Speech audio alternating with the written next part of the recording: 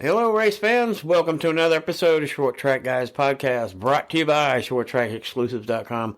I'm your host, Thomas Pattis, alongside two other short track guys in the studio, albeit one of them remotely on the phone in the race shop, getting ready for the opening weekend here at Five Flag Speedway. Jim Pokrant, driver of the 07 Can'tQuitFishing.com Sportsman and 2021 Sportsman Champion at Five Flag Speedway here in Pensacola, Florida. And Ted Baber, Ted Baber Video Productions, also locally here at Five Flag Speedway in Pensacola. What's up, guys? Good evening to you. What's up? Just out here trying to get this car finished. Yeah, we're going to get right into that, too, and tell us what's going on at the shop right now, getting ready for this weekend. Well, we got scale it, set the front end, put the windshield in it. I've already got the belts done, set the timing on the motor, and then take it out tomorrow night, shake it down, and hopefully and pray that nothing goes wrong. Right. You're going to have it loaded up, ready for practice tomorrow, huh? Yeah, I think we may end up leaving it here tonight and then picking it up tomorrow after work, but we'll see how it goes. Yep, so that's kicking off this weekend, Friday and Saturday at the ARCA race coming in. Ted, you've got some work cut out for you this weekend, too, I hear, with the cameras. Yeah, absolutely. I didn't know I had so many batteries to charge in my entire life, but everything in the off-season, just kind of since I hadn't used it, it decided it didn't want to operate well without juice, so I had everything plugged in. I had lights everywhere, but it's all ready to go now. We're all charged up, ready to rock. Right. Sounds like a fantastic weekend coming up. For those of you who don't know, Friday and Saturday nights, opening weekend here at Five Flag Speedway with the Outlaws, the Sportsman, Pure Stocks, and the ARCA race coming up. It's going to be a doozy, and the entry forms for all that big racing keeps filling up, and we can't wait to announce all the results from next episode on Wednesday. But we're gonna step back a couple of weeks with the Carolina Pro Late Model Series at Southern National was their opener at Lucama, North Carolina. I guess the final 55 laps, Josh Lauder just kind of got by them and took the win. It was a great race for the Carolina Pro Late Models. It's a big series up there that runs. You got some big name drivers that we probably will run across. If we've not seen them or mentioned them before, but we're gonna keep up with that throughout the year. The Alabama 200 was at Montgomery Motor Speedway with Ronnie Sanders, number 18, with Hunter Robbins taking the win over John Bolin and Stephen Nassy and Jake Garcia, which we've got some little updates on Jake Garcia coming up here in just a second. Indeed. With Christopher Tullis. We got some notables there with Matt Craig and Cody Hall, Brittany Zamora and JoJo Wilkinson, Caden Honeycutt. John DeAngelis was a big favorite of ours from Wisconsin. Came down and ran, was running up front and led a lot of laps, but got caught up and just didn't have the finish that he was expecting. Justin Bonnet and Chris Davidson, all guys that they're from all over the country, and right. It was the Alabama 200 at Montgomery Motor Speedway, and we're going to mention the ARCA mishap or the tragedy that happened on their way to Phoenix and lost their hauler driver. I want to give a good shout out and a big shout out to Taylor Gray and that team.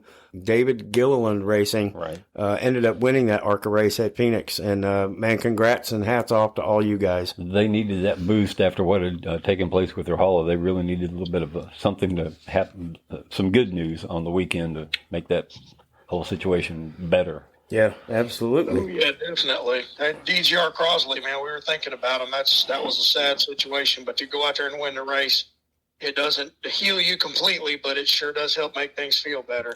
Well, and Daniel Dye, Sammy Smith, Roger Caruth, and Jake Drew, Josh Berry was out there. Well, all these big names that we've mentioned, and a lot of those guys in that series will be here Saturday night in that ARCA race on the east side of it. So, but big shout out to Taylor Gray and his team, and man, what a victory that would have been to celebrate and be around. Yeah, it's kind of a bittersweet thing, but they did it with the guys. It is hard to handle. It's a little difficult to swallow. You've had that seriously bad luck, and then have the events turn around and you have a good result from the end of the race. That's excellent too.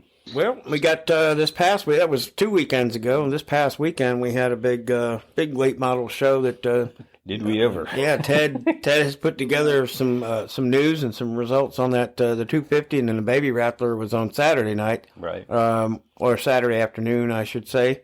And wow, Yeah. I mean, I can't wait to hear who won this one. Well, the Baby Rattler, we'll run over that one first, since it's the I won't say the lesser, but it's a little bit shorter race. The results there were quite fantastic. And Dylan Fetcho taking the win, and he was really working on Casey Roderick. Casey Roderick said that his situation was he was just kind of riding and trying to take care of his tires and all that, and he said he started just a little bit too late to try to catch Fetcho and didn't quite make it, so Fetcho gets the win, Roderick second. Michael Hind in that the Flame-mobile came in third. Gio Ruggiero, and I got to give a shout out to the fifth place finisher, Dustin Smith. He's a kind of a local boy from Mobile area, coming in the top five. Yeah. Colin Allman, Jake Garcia. You're going to hear this name many more times this evening, I'm sure. Timothy Watson, Jim Wall, and Christopher Tullis rounds out the top 10. And then you had Evan Shotko. The highest placing holder was Hudson Halder in 12th. Jolyn Wilkinson, followed immediately by Johanna Long Robbins. Grant Thompson, that was kind of uncharacteristic. I believe he was in a GART car with, and I'm not sure what took place there, Steve Doerr, Jeff Dawkins, Holt Halder, Harrison Halder, and bringing up the rear was Dylan Courtney. That was just the Baby Rattler. And I think Casey Roderick had a special ride for that race on Saturday. I believe he did. Yeah. He was driving Michael House's car. Yeah, right. Yeah, that was. He said it was a last-minute deal put together, and he damn near won the race. That was pretty cool. Yeah. He said if he'd just started a little bit sooner, that he probably could have taken the win, but timing was just off just a little bit. So it is what it is. Can't screw around. You got to go when you got to go. Now that little bull ring, the laps wind down in a hurry, so you really got to get with it, have the best result. And on the other side of the world, the Rattler 250, Mr. Five Time, who else? 3 in a row, 5 total in the past 7 years. Ty Majeski gets the win. Wasn't easy because our man Bubba Pollard was right there with him. It just wasn't to be for Bubba this last couple weeks ago. And we have Austin Nason in third, Hunter Robbins in fourth, and another good finish for him. Jake Garcia, I mentioned we'd hear from him at least one more time. We will again here before long. Stephen Nassy in sixth, Jake Finch in seventh, and then Casey Roderick came in eighth. Jet Nolan, Kyle Plott, Jackson Boone, Carson Hosevar, the pride and joy of Lickskillet, Alabama, Johnny Brazier coming in 13th. Yeah. Chandler Smith, that was really uncharacteristic for him too, especially in the ride he's got, with his situation. Coming in 14th, I understand he had some difficulties as well. And we have Blaine Roca, Dusty Williams, Eddie Van Meter, Michael Hind, Gabe Summers, Steve Dorr, Michael House, and Brian Campbell. Wow. The one thing we got to give a shout out to Bubba Pollard, because he started 13th and drove all the way to second. You imagine what would have happened had he started up front. He might have had something for Mr. Five Time, but yeah. Hey, from 13th up to second and that little old track, that's pretty impressive.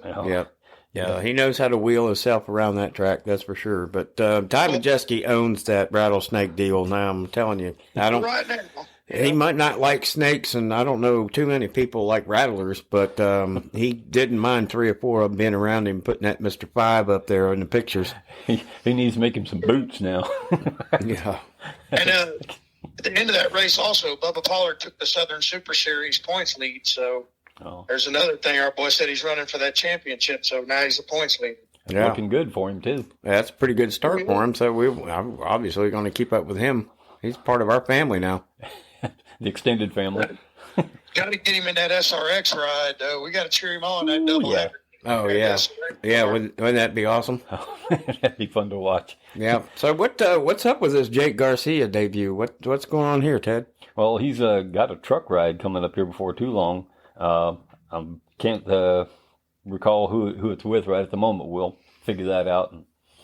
McAnally. Yeah. I think it's McAnally Higgleman Racing. Right. Going to be at Martinsville on April 7th. It's a third entry for that team, so they've got good equipment. They've got a pedigree of success, and Jake Garcia is just one of those additives you put into that stable, And boy, I tell you what, you get some experience teaching him what's going on in that. Look out! Amen to that. He'll be one to watch. He's good behind the wheel. Yeah, and let's see. Let's touch on the old North State Nationals up there at Caraway Speedway. We've mentioned a bunch of these names too before with Carson Kvapel taking over the number 8 ride from Josh Berry.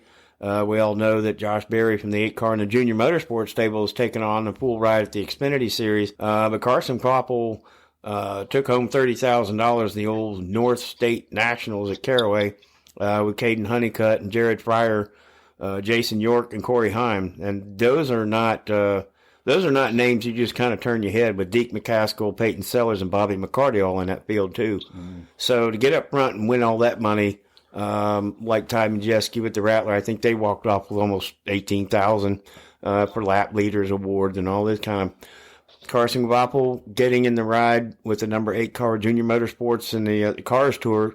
They did go to the Pro Late models, right? Didn't we? Right. Yeah. So to open up the season like that with the Cars Tour and him coming away with the win of the Junior Motorsports, man, this is another cat you got to look out for. That's some heavy hitters he outran too to get that win as well. So you got to watch him for that. So what is there any news out there at the track as far as the surface or anything outside of maybe the ARC on Saturday or anything that we can share with our listeners that's new that we haven't talked about? The only thing that I know of is they're trying to figure out what they're going to do about Friday night if we rain out. And Tim said he would let us know something, and we just got to keep an eye on the weather. Other than that, there's a couple local guys that are going to run the Vors 4-cylinder series. One of the Sidners is going to run it, so that ought to be interesting to watch him. And those guys, the Vors guys, put on a pretty good show, so it's going to be a pretty good race.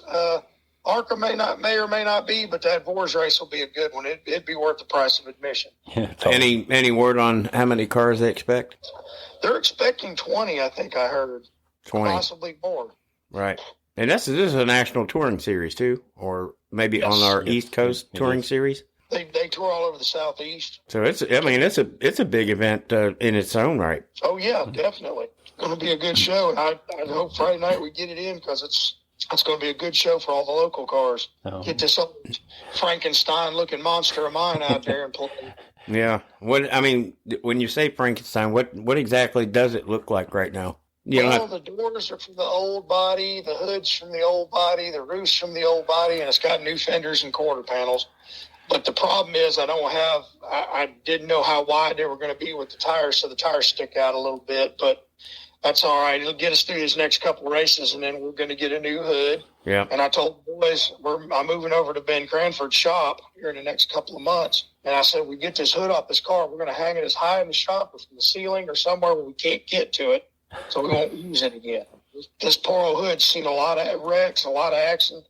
It's twisted, but it'll get me through one more race. Yeah, you fired that motor up yet? We cranked it up and then let it run a little bit. We got to set the timing on it tonight after we get done setting it on the scales. We got to set the front end, and then we got to set ride heights, and then we'll be ready to go. The exhaust system's worked out okay? It's already on there. Okay. We did that just a little bit ago, so it's got an exhaust now. We kind of chopped it a little bit, moved it a little bit, and got her fit. Need to invite everybody out to do that this Friday night. That will be fun to watch. Yeah, it will be. Hopefully we'll get us. My goal is to win, of course, but if we could get a podium out of it, start the season, top 3 and drive it on the trailer, I will be a happy camper. All right. Well, that sounds good. We look forward to that. We got some more news we're going to throw away, kind of off the beaten track, but I hear Matt Kenseth is returning to the Slinger Nationals to go after number 9, if you can imagine that. Well, that's good for him, but a little unfortunate for everybody else. Yes. He's the 8-time Slinger National champion, and he's going back to return to maybe, pick up another one. So I just kind of thought I'd throw that out. Derek Griffith, we've mentioned him a lot, setting to make his Xfinity Series debut at Richmond. Yeah. Not too far out from here, but In a number 26 car, okay, you're stealing somebody's number there, buddy. Come on. Adding to an already packed 2022 racing schedule, Gavin Bushell. I don't know if you guys are familiar with Gavin Bushell. He's a 14-year-old in the sprint car world on dirt with Sammy Swindell and Kevin Swindell in the Swindell Speed Lab.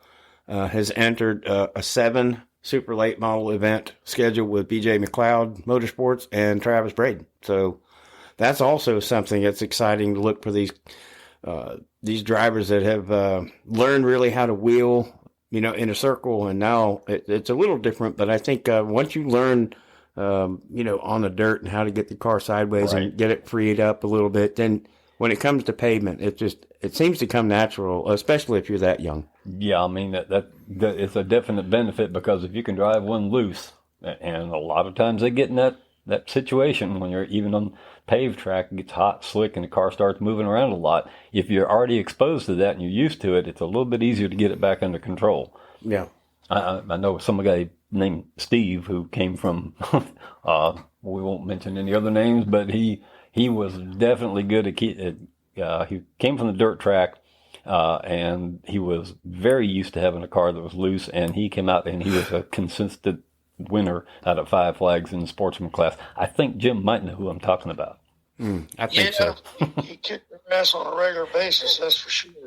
Yeah, he was ready. He didn't mind getting it sideways, but he's sideways under control, and that made a big difference. That's true. Yeah.